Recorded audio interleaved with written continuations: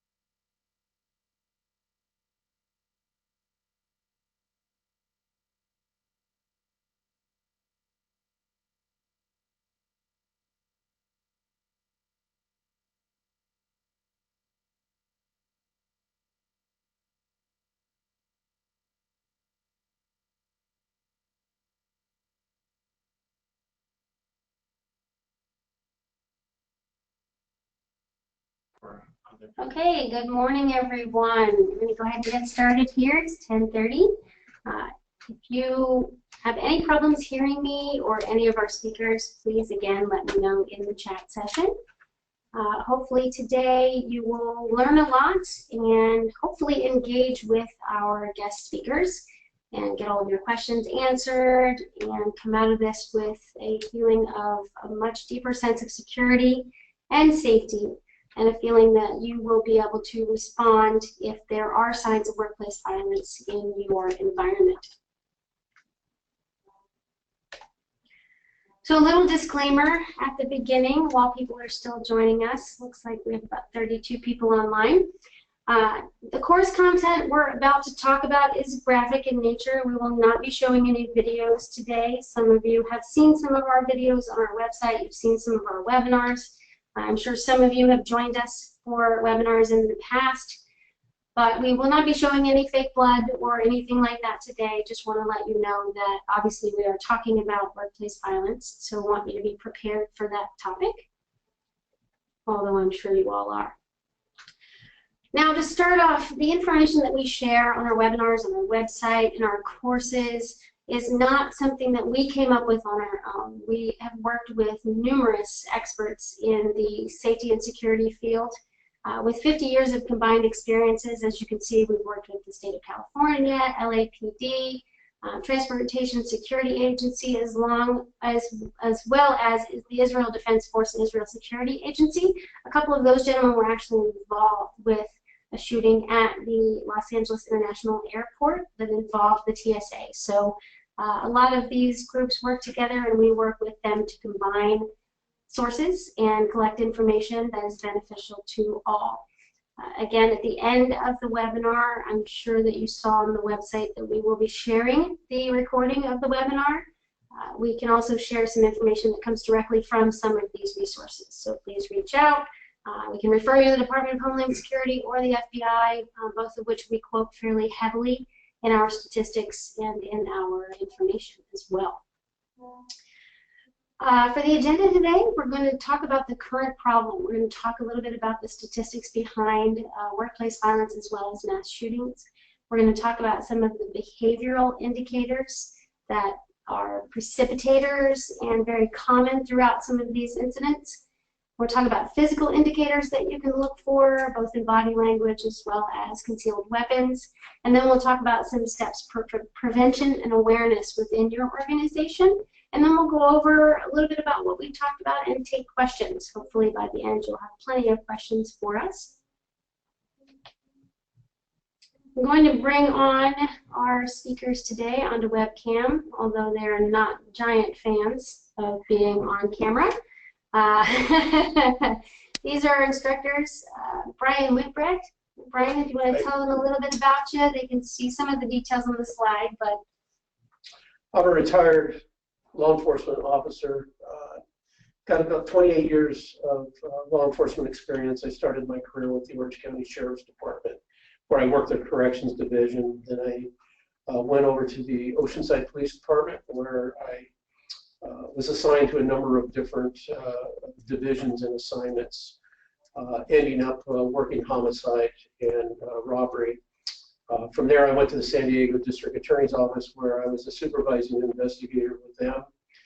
And through my course of employment with the DA's office, I worked 3 years as a collateral duty with the U.S. Marshal and the FBI, and was a member of the Joint Terrorism Task Force and the Marshal's Fugitive Task Force. I've had a number of different collateral duties involved with throughout the course of my entire career. So he's also a part-time instructor at a local university. So that makes him a triple threat. Not only able to understand all of the laws and all of the statistics around what goes on, he also has experience and he can also teach. So he is a triple threat for us and a gentleman that we engage often to go out and train at on-site and with our clients. And James Niessner, some of you have probably already seen James. He's a regular around here. James, if you want to tell him a little bit about yourself. Good morning, everyone.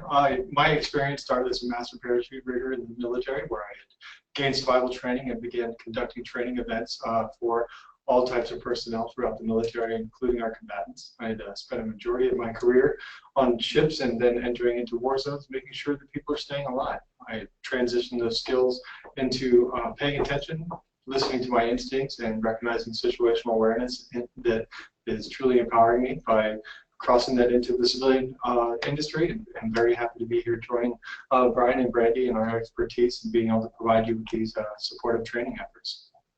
Excellent. Thank you, James.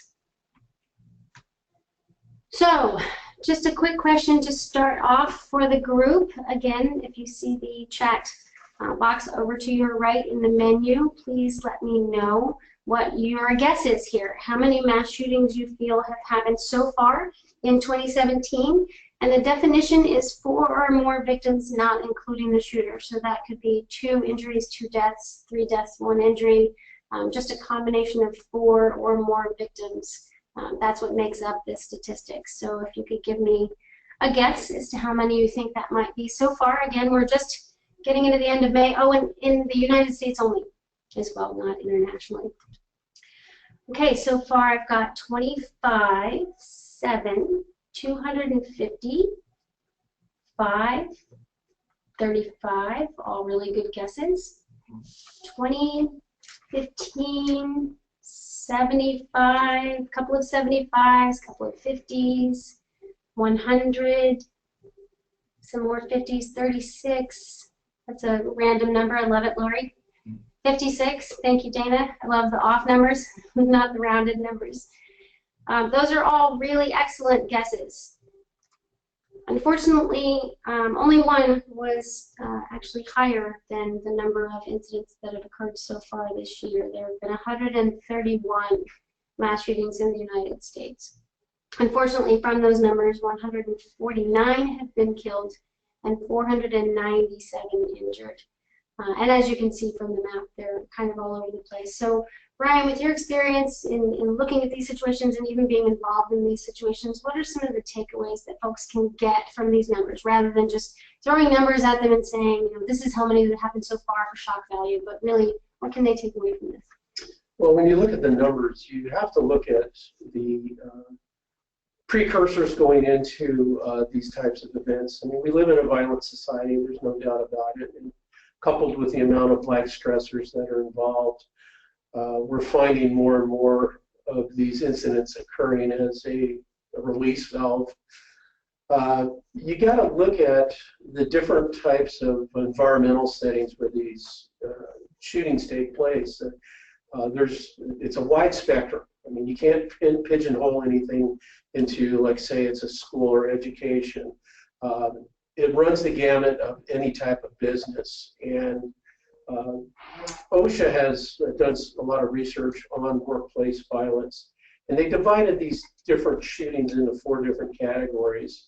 And your typical type 1 would be a robbery type of homicide that would happen in service industry, healthcare. Those are usually the biggest victims of these types of incidences. The next type would be a type 2, and there you've got, and I can't remember exactly how they worded it, but it ends up people that are service-oriented, where customers, healthcare individuals are going into your facilities seeking treatment or what have you. Type 3 is, trying to think now, going blank. That's okay. Put you on the spot. I believe type 3 is employee-related incidences where, let's say, for instance, somebody gets a bad review or what have you. So it's something that's internal within the company. And then type 4 is an interpersonal relationship, an estranged spouse, significant other, whatever, acting out, coming in and taking advantage of the situation like that. So that's a wide spectrum when you start looking at the totality of the numbers involved. So it isn't just one particular environment that these things are occurring in. It's across the board, and the perpetrators that are involved in it come from a wide variety of backgrounds and environments. It's really important to understand, because you can just look at statistics and you can just look at your own bubble. Like your environment where you live in, your environment where you work in. We talk to clients all the time and say, oh, that won't happen here. We've got 3 levels of security and people have to use their badge to get in all these different places. And while we recommend that, and that is really important, people have to understand that a lot of times it can happen internally, it can happen with the client. You know, you have to be aware to look for the signs that we're going to talk about today from anyone. Whether it be a client that walks in your door, an employee that's been working for you for 10 or 15 years, it really doesn't matter. Right. But we tend to, and a good reason why the numbers of guesses were so low is because we don't really pay attention to what happens outside of our area, what happens outside of California, what happens outside of San Diego, what happens outside of San Bernardino or Tucson. We tend to focus only in on what's happening around us. We don't go out and look for information on this stuff that happens all over the country. It's not something people really want to think about or research. Luckily, we are here to do that for you and absorb all of that because we do look at these on a daily basis. There's a website called gunviolencearchive.org if you ever want to do the research on it, but we are here to do that and look at why these things happen, where they happen, and how they can be prevented, because the real answer to this is they're unpredictable. They can happen anywhere. If you believe that it won't happen here, the question is not really if it will happen, it's really when. So we want to talk today about some of the impact that these situations happen. And again, workplace violence is it's an overused term, just like active shooter is an overused term. Really, workplace violence could cover anything from abuse, hostile work environment, verbal threats, physical threats, not just necessarily someone coming in and shooting everyone in your office. That's not just what we're talking about today. If you stop it on the level of physical abuse or physical threats or verbal abuse or threats, if you can stop it at that level and give your employees a sense of security that you will do something about it when these situations occur, then the terrible outcome of workplace deaths can be prevented. They can be prevented by solid leadership, by solid policies, and some of the things that we're going to talk about later today. So one of the things I wanted to talk a little bit about, and again, we won't go into too much detail here. Everyone knows, everyone on this webinar, I'm sure, and that's the reason that you're here, understands that workplace violence can take your organization down. It can not just cost lives, it can cost you your business, it can cost you your reputation.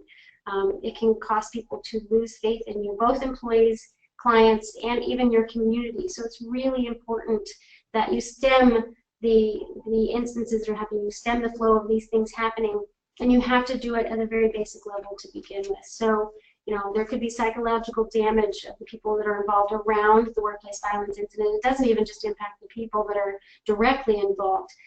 Say, for example, Brian was talking about a personal experience that rolls over into work. If you're having a domestic violence issue, and for example, in the San Bernardino shooting that happened very recently that was impactful on a lot of us, where the husband went in and shot his estranged wife in a classroom where there were children involved.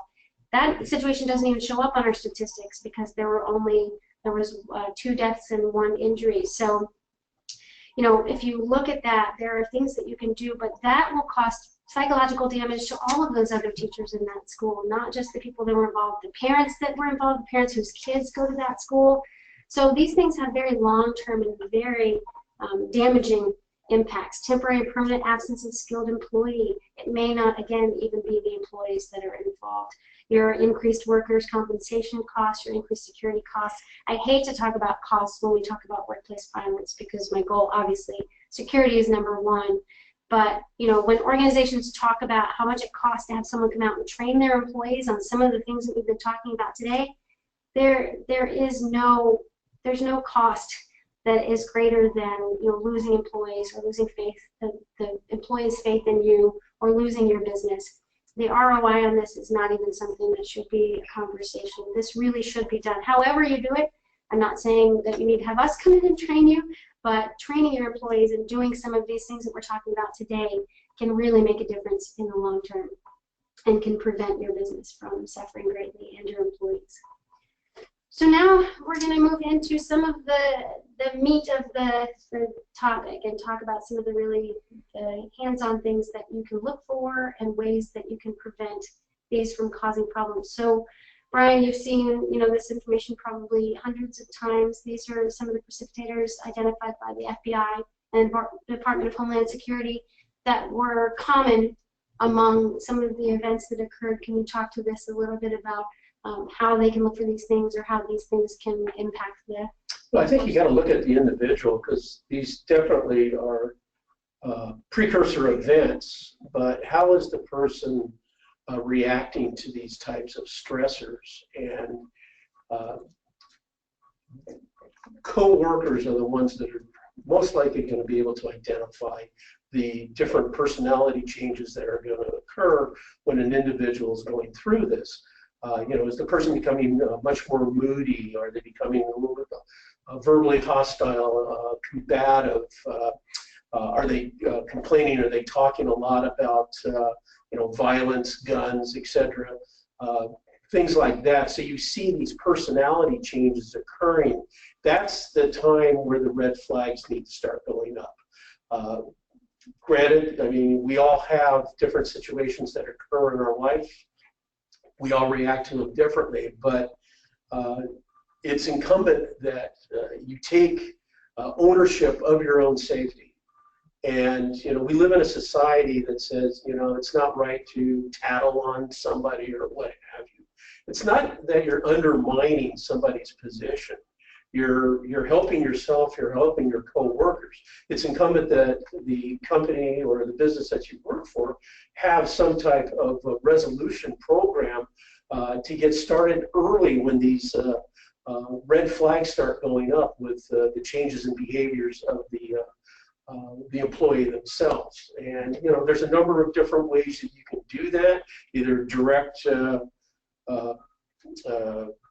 intervention, but we'll probably talk about that. Yeah. Let's give Brian the high sign. We'll get there.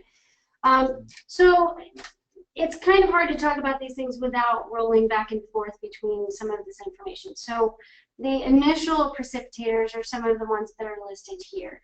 And then the next list that we'll talk about are the ways that these spill or leak through someone's personality. So if you look at some of these, I think Brian already referenced the poor performance evaluation. Obviously, you know, if someone's failing at work, there's usually some outside reason for that. It's not like they suddenly decided not to do their job. So if you look at these, you have to keep in mind that these will work hand in hand. So if someone has financial difficulties, that usually leads to domestic problems or hostile conflicts at work or home, or poor performance evaluation, say that 3 times fast, or a disciplinary action or job termination. So Some of these precipitators are things that you as employers or as coworkers will be aware of. If somebody comes in or if they're constantly complaining about how broke they are, or if they come to you and they get really, really upset over a salary change or a commission structure or something like that, if they're overreacting to something that's financially impactful for them, then that may be a sign of financial difficulty. So some of these things we think are out of our, it's not our business, it's not something that we want to deal with, but when you see some of the signs of how these things are impacting people, and that's where, Brian started talking about the leakage is something that we talk about in the industry. Some of these things start causing behavioral issues. So this list is a list of behavioral issues that you or the person's coworkers, or maybe even sometimes their family, depending on your culture and how people interact with each other. Because again, a lot of companies these days, there are a lot of people in my organization I don't see face-to-face very often. I see them we use Skype internally. So I don't see them as often, so I would have to listen for things or see some of the behaviors that some of their other coworkers have talked to them about. So, really engaging your entire corporation and your entire organization in, these are some things that we need to know about and need to be reported, because whilst one employee might hear one of these or see one of these, another employee might see something different. A third employee might see a third behavior that's on this list. So while increasingly toxic problems at home is not something that's definitely going to indicate potential violence, that combined with some of these other behaviors does and has been shown to escalate and start causing some people to act out or to act against employees at work. Does anybody have any questions about this list, or does anything stand out to them about this list? Does anybody look at this list and say, oh yeah, so-and-so, or oh yeah, that guy we fired last year? That's usually what I hear when we go out and train in organizations. Oh yeah, we had this one employee who was doing this and doing that, and we let him go, and we were super nervous after we let him go that he was going to come back because it just got completely out of hand. If anybody has any stories or any feedback, please do enter them into the chat session. We want this to be interactive, and we want to address your concerns, and we want to address your experiences with some of this behavior. But again, some of you, like Miss Crystal had seen you before, of course. Some of you have seen some of this before. So physical indicators, nonverbal signs and body language. Again, there are a lot of times where you don't necessarily see employees every day, but say you deal with clients. Say, what Brian was talking about, one of the categories for OSHA is people that deal with the public, people that deal in organizations that could potentially be harmful to people. Say you work at a utilities facility and you're dealing with people whose power you shut off or whose water you shut off. There is definitely already a potential vulnerability there because people will be upset with you. You could work in a Macy's and deal with people selling them shoes or, jackets. There was a shooting up in Washington, not far from one of my clients' sites. We ended up going and training their employees the following month. But there was a gentleman that came into Macy's and was probably exhibiting several of these physical indicators. And again, these are things that all have to work in congruence with each other. So if you see some of this from someone who's been exhibiting some of these indicators, who has been experiencing some of these precipitators, now is the time to act. So you can't take one of these things individually and say, oh, it's no big deal, John's a really nice guy, I work with him all the time, he would never do something like that. I don't know about you, but every time I see someone interviewed after a situation like this, the first things that come out are I never expected it, I never knew something like that was going to happen with this person. And then over the following weeks, you start to see more news of, oh, this person said, I saw this behavior and I knew this was coming. He was a rubber band just waiting to snap.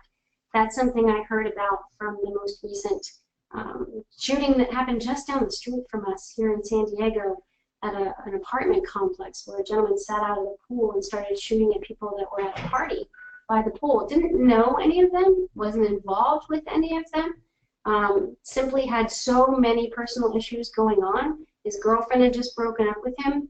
So he called his girlfriend, put her on speaker, and told her that he wanted her to experience it with him and started shooting people. when they interviewed his bankruptcy lawyer, because he was going through bankruptcy issues, they interviewed him. He said, "Oh, I just knew something was going to happen. He was just a rubber band waiting to snap." So again, one person, you know, that girlfriend may have seen some things that were not good, and maybe that's why she broke up with him. The lawyer saw some things that were not good, but neither of them, you know, reached out to the other. No one communicated with anyone. You know, no one called his boss at work and said, "Look, I'm really concerned about said employee." Because again, as Brian referred to earlier, we're in a culture where we all want to keep to ourselves. We don't want to pinpoint anybody. We don't want, say for example, you're afraid of that person. Like, what if you're afraid if I go and tell on this person, he seems kind of violent. You know, you go to HR, you tell on him, and then somehow he finds out you're the person that talked about his behavior. That's something that your employees should never fear from. That's something that, you know, you can prevent that type of fear in your organization. You know, fear of being reported on. It should always be confidential. And it's all about how you handle that. So James, do you want to talk about a couple of these on here as far as, you know, how these have shown themselves in some situations that you've been in? You've been in some violent situations. Absolutely. In support of this statement, it takes a group of people to really come together and employ a communication plan. And when it comes to recognizing physical indicators, it's really about listening to your instincts and understanding that a person's body is at a different state than what you would expect. Obviously, if you work in the healthcare industry and there are a lot of stressed people around you, but somebody walks in and they have a flushed face or they're pale and they're sweating, it's because they're in a stressed environment. But if they seem to be scowling or if they have an aggressive demeanor to them and you get that sensation where you're uncomfortable being around them, that is the type of physical indication that we'd like you to communicate to begin thinking about setting in plans to take action. When it's in just a regular office environment and we find ourselves normalizing certain behaviors that we see in other persons, whether they start coming in, they're unshaven, their hygiene is gone, they're overreacting to specific statements, these types of indicators in a collective communication plan can actually be thwarted off. They're your employees. You know them best, and you know yourself best. If your instincts are telling you that there's just not something right, I highly suggest you to integrate your emergency response plans by including these communication methods. So when you start seeing these physical indications, this is a person's body responding to the stress, responding to the precipitators and stressors in their life that are causing them to kind of break down a little bit, mentally incapacitating their ability to process how to accept changes in their environment and to follow the appropriate normal behavior that a person would have during a stressful situation. If you're reprimanding someone, understand it's going to be a stressful piece. That doesn't mean because they're very aggravated and they're sweating and their palms are kind of you know, just being fidgety, that doesn't mean they're going to be an active shooter. But if your instincts are telling you that you have seen them raising their voice inappropriately, overreacting to a specific stressor, these specific incidents on a collective communication plan can really be a very useful time and for you to engage your plan. Let's communicate these factors. Let's take a look as a collective of the physical indicators and see if you can maybe implement a plan to communicate them on a less stressful area, or in fact, just completely disregard or to kind of redirect that energy. So when James says create a plan, we're not just talking about an emergency response plan. We're talking about, A, removing yourself from the situation. Obviously, your employees need to be taught that as well. They do not have to stay with a client who is exaggerated, has gotten loud, is maybe chanting or saying strange things. We actually, we are a sister organization for New Horizons, and we have computer learning centers where students come in every day. And there was a student that came into one of our classrooms, and he was doing that. He was like talking really loud and then talking really quietly, and then he was kind of just talking under his breath, saying very strange things. And one of my VPs said I didn't really know what to do, so I went all the way up to the CEO of the company and said, should I remove him? And she expressed this to me later. She said, I cannot believe that I waited that long to get approval to remove someone that was obviously not in his right mind at the moment, but she felt uncomfortable making someone else uncomfortable in the center that could potentially have been very violent. So there are instances of these everywhere. You know, when you're dealing with clients, when you're dealing with employees, when you're dealing with somebody, say you see somebody in a movie theater or in the outside area of the movie theater, if you see this, would you want to go into a movie theater with that person? Would you think to yourself, maybe, you know, it's not as bad as I think it is. I really want to see this new Die Hard movie or whatever it is that you want to see. Hopefully they'll make another Die Hard movie. I love those. But, you know, we tend to kind of normalize it and say, I really don't have to take action right now. I really don't necessarily have to. But that is the number one thing that you can do to protect yourself and to protect others around you, whether it be your family members, your friends. Explain to them that you would rather than be embarrassed, you would rather than make someone else uncomfortable than stay in a situation where some of these physical indicators are being exhibited, because these are symptoms of something is about to happen, and it's not going to be something good. So rather than just saying, oh, you know, he's probably just a little crazy. Again, I tell a lot of stories, but I was meeting with a client that works in downtown LA the other day, and he's used to seeing some strange things. You know, it's downtown Los Angeles, so if you've ever been to downtown LA, it's a pretty strange place. There's a lot of very colorful, very eclectic. And he was walking to work one day, which he only does every now and then, and he was standing in a street corner and he saw someone with some strange body language, and he was like, okay, I'm going to keep an eye on that guy, because he was, you know, swearing and talking fairly loudly and talking to himself. And then the guy turned around and he had a Hannibal Lecter mask on his face. And he bolted across the street. He did not wait for the light to turn. He did not try to justify it once it got to that point. But as I told him, he should not have waited until he saw the Hannibal Lecter mask. That's extreme. But, you know, when you live in downtown LA and you work in downtown LA, you tend to normalize some of these things. And that's the problem, is that you and your employees and your family, even your children, are normalizing some of this behavior and saying, well, I don't want to look like a fool, or I don't want to make this person uncomfortable. But one of the number one reasons we do these webinars is to raise the awareness and get people to feel empowered and feel comfortable protecting themselves. And maybe if that just means removing themselves from the situation, if that's all you have available to you at the moment, that's fine. You remove yourself and then you tell someone. Don't remove yourself and think, oh, maybe I was overacting, maybe I was overreacting, maybe I was judging too harshly. Tell someone, whether it be a security guard that's close, call the police, call the manager of the facility, or wherever you are. Again, it's a little different in your workplace, and we're going to talk about some of the processes to put in place in your workplace, but you will always not necessarily be in your workplace when these things happen. So there have been situations recently where, and I referenced the San Bernardino shooting recently, we were talking about this just before we started the webinar, of people hiding handguns and then coming into a facility, whether it be your facility or one where you're just a client. Say you're in an AT&T store and you notice somebody coming in. We want you to be aware of some of the things you can look for. If someone's exhibiting some behavior and then they have some strange body behavior, some of the ways to tell if someone's concealing a weapon. Again, some of these things are not necessarily to be taken, you know, to be reacted to on their own, but just to get you an understanding of what to look for if someone's acting strange, whether or not they might be concealing a weapon. So James, do you want to talk about this a little bit?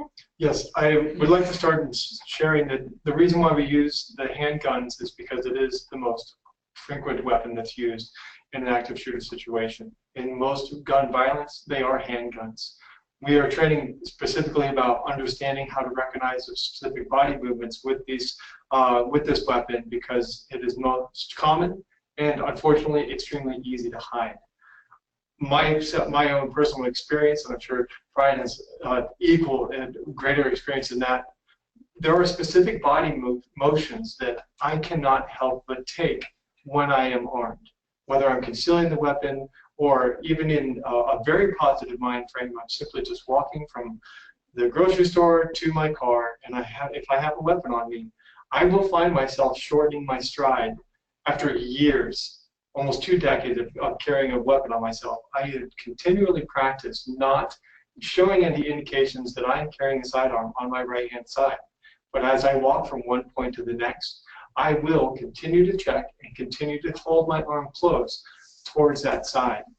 That is especially easier to see if a person is undergoing stress. Their mental instabilities or their stressors inside their bodies are allowing them not to make those conscious adjustments to their movements, which will increase the actual stride length, indicating that they are holding a weapon on a single side, or keeping themselves very positioned in order to maintain protection over that weapon. And if when you are passing a person and your instincts are telling you that something is not right, you will very often see them engage directly to separate you from that weapon gun side. I have seen police officers, professional weapons experts still follow that same habit of, as we walk towards one another, it is very easy to see because it's just psychologically a habit for us to protect whichever side our weapon is on. So as we walk face to face, if I have the gun on the right-hand side, if I do not make eye contact, even if I do make eye contact, my body tells me to initially tighten up and to push you towards that opposite side. It's just physiologically a response that our mental capabilities are taking over. So Brian, when I first met you, you told me about the triangle and how it's very difficult for you to not judge someone when you're looking at them and look from their head to their arms to their body and the way they're holding their body, what they're wearing. So can you talk a little bit about the things that as a police officer on a daily basis you would look for when it came to clothing, or ways that people would conceal weapons? Well, when you start talking about situational awareness and also say weaponless defense, a lot of it has to do with distancing. And when you start looking at as you're closing the distance, like James was saying, as you're approaching people, yeah, you look at the entire body. I mean, what kind of clothing they're wearing. Now, unfortunately, in our society, in our mental health system right now, you have people that have emotional and mental problems that are, and like here in San Diego, it could be 90 degrees out in January, and they're wearing multiple layers of clothing, 3 and 4 jackets, and it makes it a little difficult, but nevertheless, I mean, that's pretty out of place, and that attracts my attention. As I close that distance, then I look at what we call a defensive triangle, and it usually goes from the chin down through the shoulders, and watching their body movement that way. As James alluded to, where are they positioning their arms? Their gait, just their overall body movement themselves. Where are their eyes looking? There's a lot of telltale signs that way. Now, not only some of the examples that James showed here in the slide, I can't tell you how many guns I've taken off of people that have concealed them in their crotch. Wow. And it's harder to get to, granted, but nevertheless, particularly with some of your ex-cons and people that have obviously have got laws against carrying weapons like that, it's a pretty popular place. Now, depending on the size of the weapon, if you got a full-size handgun, that's pretty hard to conceal down there. But I can't tell you how many times I've taken 22, 25s off of people that have concealed them there. I mean, I refer to clothing. You can have a handgun on your waist and be wearing a pair of shorts. I mean, it just depends on the type of holster you're wearing. Have a big Hawaiian shirt that's, pretty loose fitting, and it's kind of hard to detect unless you really know what you're looking for.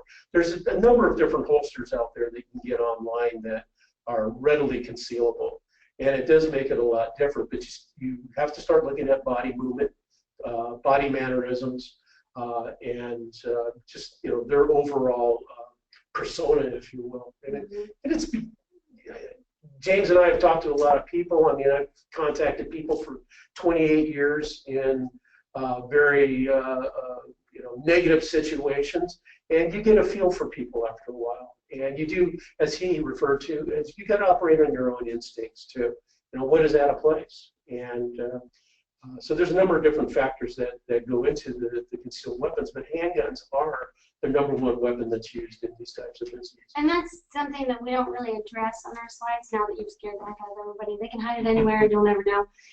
The ways that you can know are some of those that you all see on the slide here, bulges and hand resting on the gun and styles that don't match.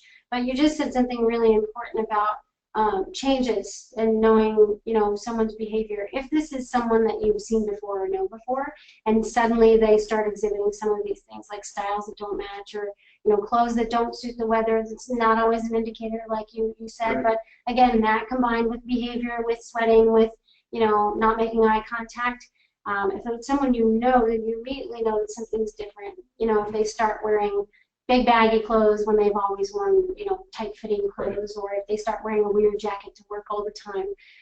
These are things that you can also just look for changes in rather than something that's just going to key you in, oh, he has a handgun. Like the gentleman that came into the San Bernardino office was wearing a jacket. It was open. It, didn't indicate anything unusual, but it was pretty warm outside, so it probably wasn't something normal. So if it were me and I were at the front desk and someone came in and wanted to see his wife, there is no way on earth I would have signed him in and sent him to that classroom. Right, exactly. There is no way. I would have called and spoken to the teacher first, or I would have gone and talked to the teacher first, just to see if there were other things that I needed to know. So that is a very clear indication to me that those front desk people had not been trained. They did not know what to look for, and they just followed whatever the policy was for checking in family members that wanted to see their, the teachers. So there are a lot of things that you can do in your organization that can impact that. So this is the quick adjustment you were just talking to. Do you want to make any more points on this slide? Probably the number one place that for crooks or people not, your typical intending to do violence. Yeah, yeah. I mean, the front waistband or the rear waistband are probably the two most popular places. But having said that, that's where, like in that one slide where you see the guy's hand on his waistband, when I was working narcotics, I had a partner that he never carried a holster. He always carried his weapon in his rear waistband. It used to drive me nuts because I was a defensive tactics instructor. But it worked for him. But there's times where, it's not a good spot because, it's loose. It can easily fall or work its way out of the pants, so on and so forth. You definitely can't run very well in it. So again, you're looking at body movement. You're looking at somebody, holding that particular, subconsciously you do it just to make sure it's still there. And, these constant body movements and these mannerisms are pretty good indicators. Yeah. And like James said, even if you've mentioned it to me before too, even though you've been carrying them your whole life, doesn't matter. You still do it. Yeah. It's unconscious, subconscious. Yeah. So now we're going to talk about the important stuff. We've got about 20 minutes left, so I want to talk specifically about techniques for prevention. Because obviously the number one defense is a good offense, like everyone always says. Prevention is key. Our number one priority is your safety and security. So some of the things that you can do as a member of your organization, and some of these things can roll into your other areas of your life as well, your family members, your kids, your friends, even. Zero tolerance. Zero tolerance for some of the exaggerated behavior that we talked about, the yelling, the aggressive behavior, the personal space, invading your personal space. Personally, those are some things that you should never tolerate because then the person knows where that line is. And then if they cross that line, you know that they're not kidding, that they're not just posturing, that there's a real issue here.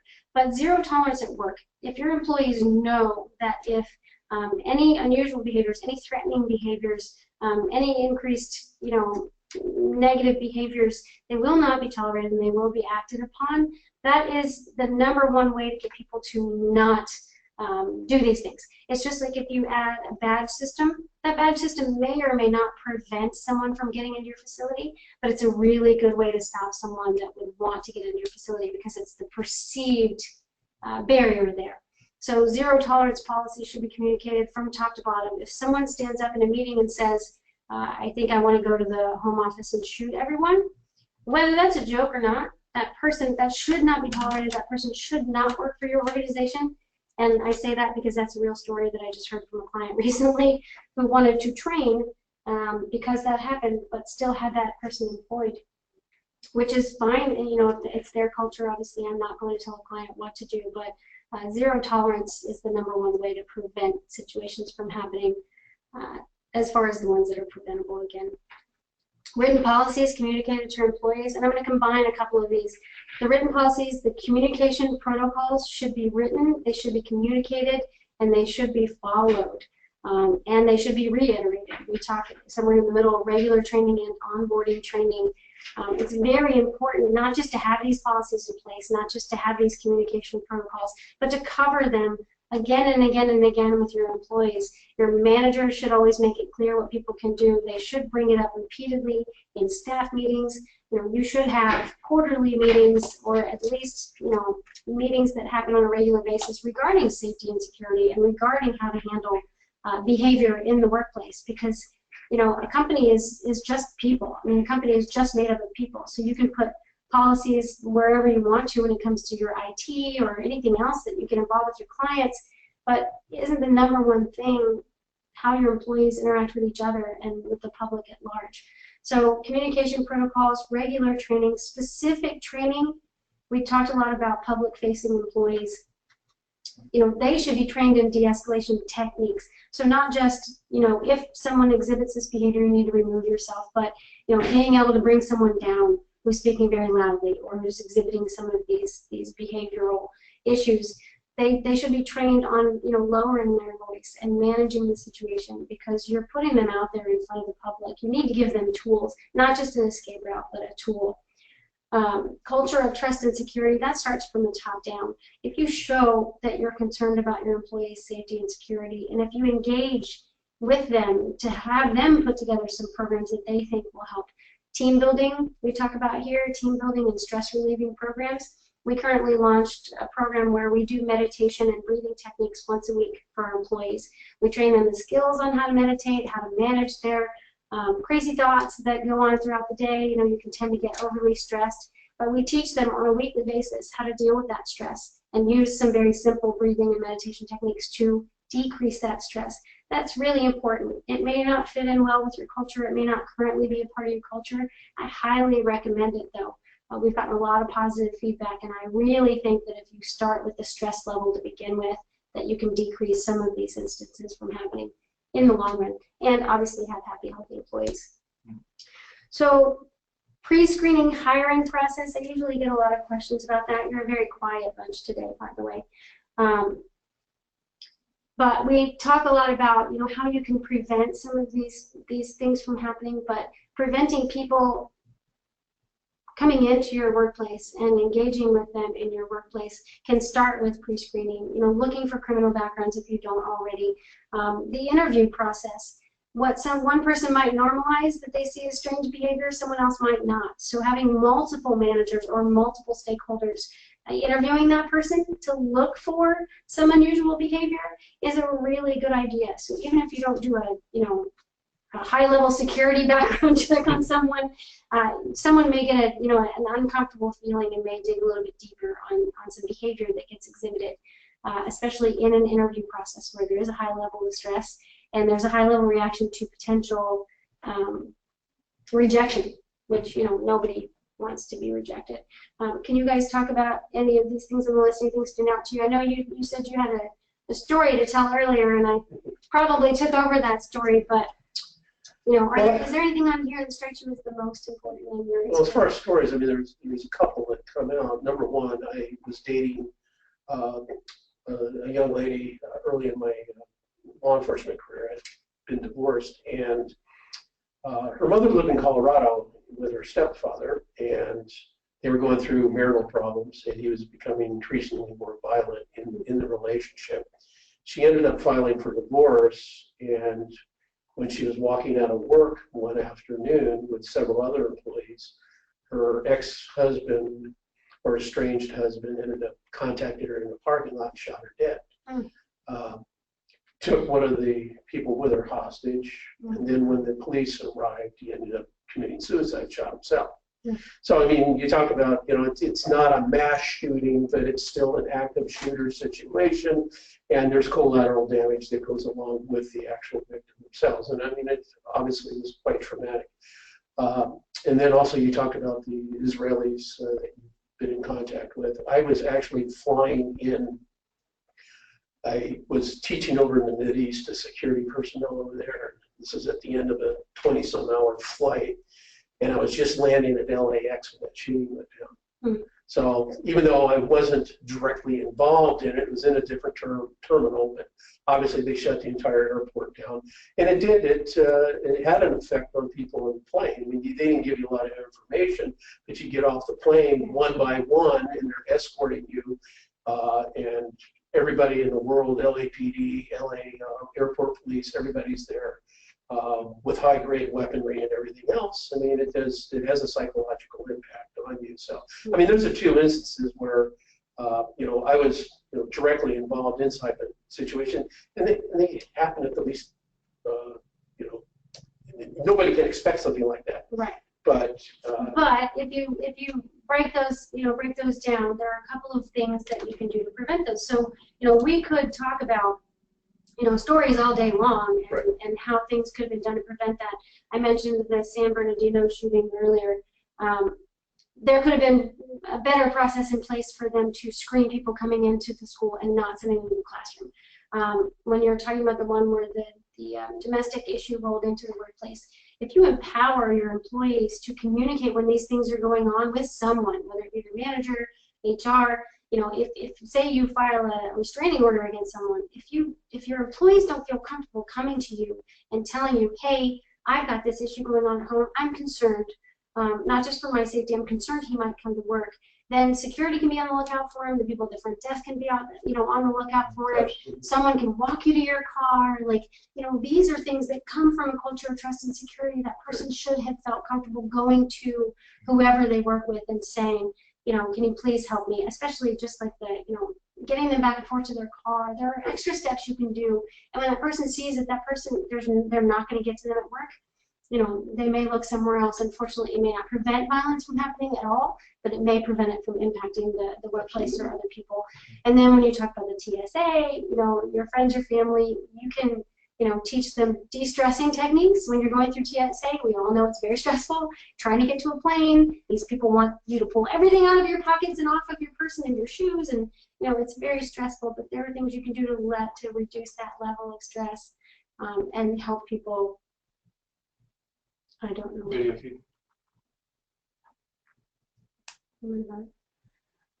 Crystal has a question. Do you recommend training for HR when doing an employee counseling that they should do an evaluation on risk level of, say, a terminated employee returning based on their reaction? Absolutely. You know, HR needs specific training on how to handle counseling. There are a lot of programs out there that are even online programs for dealing with adult behavior and adult issues. I highly recommend that they should be trained on all levels of HR, the risk level of terminating someone without someone else present, terminating someone with cause versus without cause. You know, what are the reasons behind this termination and how you can prevent a reaction? Because the language that we use and the way we present ourselves to someone during a counseling session or during a firing, you know, if you're releasing someone, your body language and your language can really impact the way that goes down and can impact the outcome of that. And, you know, some companies talk about, you know, they don't want to let the entire company know that this person is let go. I believe that you should make everyone aware if someone is quote unquote terminated, whether they quit, whether they're fired, because especially if you have RFID badges or something like that, people need to know that they can't just let that person back into the building. I mean, you can say, you know, that person is not allowed back in, but if your employees don't know that that person is not supposed to be allowed back in, they won't even know that that person's been terminated. So, you know, the gentleman at the gym in Miami recently that was fired came back 2 hours later and shot 2 of his supervisors. You know, A, they knew he had issues going on and that's why they let him go. So B, they should have informed everyone. If you see this person on premises, then you need to let someone know immediately. You know, communication protocols, and just like you just said, Crystal, an exit checklist. The things that you should do and the ways that you should go about counseling someone. Again, we talked about one of the biggest stress indicators and one of the biggest leakages is, you know, poor performance evaluation. Those have to be handled in a certain way to prevent them from getting out of control. And a lot of times it might get personal, or the person might take it personally, but if there's language that goes on in that evaluation that indicates potential violence, that shouldn't just be handled by HR. That should be escalated and potentially escalated to, security or maybe an employee assistance program. There should be options for HR to be able to escalate that situation rather than just say, we need to keep an eye on this person. And again, their manager should be informed to keep an eye on any behavior that they see. Again, if HR just sees it and no one else knows, and no one else knows to communicate that, then there could be multiple instances that haven't been handled or taken care of because everyone's in a silo dealing with that person. So again, setting up and defining appropriate behavior in your environment. I didn't address that one, but that's really, really important. Everyone's culture is different. Someone might come in their first week and think something is normal when it's not. It's absolutely not. So the onboarding is really important, but also defining, what is appropriate behavior in your environment? How do you act like a grown adult in our work environment? That's something that everyone needs to be reminded of, and it's also something that needs to be trained and communicated on the way in. Lots of instances have happened where, because someone was new, they didn't know that people didn't make those kind of jokes or make those kind of comments or act in a certain way. So defining that behavior is really important as well. So we're going to wrap up in just a few minutes. I want to make sure that we get everyone's questions. And I don't want to turn this into a sales webinar, but we are available to help. We are available to support you. Here are the different ways that we can do that. We definitely recommend risk assessments, looking at your facility and determining where the vulnerabilities are and where you can improve. We like to look at policies. We like to look at emergency response plans. We like to look at escape routes. We like to look at really everything that you're presenting to your employees in the area of safety and security, and to give you recommendations and to help you help support you in that area in a lot of different ways. We can work with you on your emergency response plan and your communication protocols and your processes. We can come out and do situational awareness training. That really is something that everyone needs and nobody really talks about when it comes to active shooter or workplace violence. Number one is just being aware of your situation at all times and increasing that level of awareness and empowering your employees. Threat and vulnerability assessments, obviously we can do that as well, and that's in the industry that you're in, with your clients, different ways that you could potentially be vulnerable. And then, as we talked about earlier, verbal de-escalation as well as self-defense techniques. Some of you attended our event recently on self-defense techniques. Our webinar last month was on self-defense techniques. So we didn't really talk about run, hide, fight at all today, or self-defense, because we really wanted to focus on the prevention side of things. But we do that as well. And then we can do any unconventional stuff that you need as well. Bomb threat response, if you're in a facility that is susceptible to that. A couple of different questions. Will you be sending out this PowerPoint? Yes, I will give you my contact information right there. There's my email address. Nick's not with us today, but he's up in Anaheim. You can reach out to him as well. Some of you have already engaged with both Nick and James, or maybe myself. Just email me directly, and I will be happy to send that out. I don't really send that out to everyone because I don't like to get our content out there. A free eval of company weak areas, Crystal. Yeah, Crystal, we can certainly talk about that. I know you're in a different industry. We can certainly share with you some of the vulnerabilities that we're aware of, and maybe take a look at some of your the training that you do, or some of the processes that you have in place, and talk about some ways that we can support you as well. Any other questions? Again, there's my email address, my phone number. You'll receive an email after the webinar with a link to the recording. We'll also put the recording up on YouTube. I highly recommend that you share this with anyone and everyone. And I really want to thank Brian and James for coming in today. If you engage with us and request training, then one of these gentlemen will be coming out to see your employees. That's why we like to give you an idea of who we are and what we do and why we're here. And they're still on camera. They love it. So we're happy to answer any questions. Again, reach out to us if you have any questions, any concerns, if you wanted to follow up on anything that we talked about today. Yes, Crystal, we do recommend acting out scenarios, especially when it comes to situational awareness, run, hide, fight, as well as maybe working with HR and security. We're very hands-on when we come out and do training. We really talk about situations where they, will react in certain ways. But again, it's very customized to your culture and to your environment, and appropriate response depending on your role within the organization, and also depending on, again, your policies and protocols that are set in place. So that's why we prefer to work with organizations directly rather than just giving, some of the information today was very general, but we will work with you directly and come up with some scenarios and maybe some vulnerability points, and most definitely support you in any way we can. So again, thank you for coming today. Thank you for joining us. We'll send this out. And again, if you have any questions, please feel free to reach out. We are here to support you and increase your safety and security. That's what we're here for. It's our #1 purpose. Thanks again, gentlemen, and thank you all. Thank you, everyone. Have a wonderful day.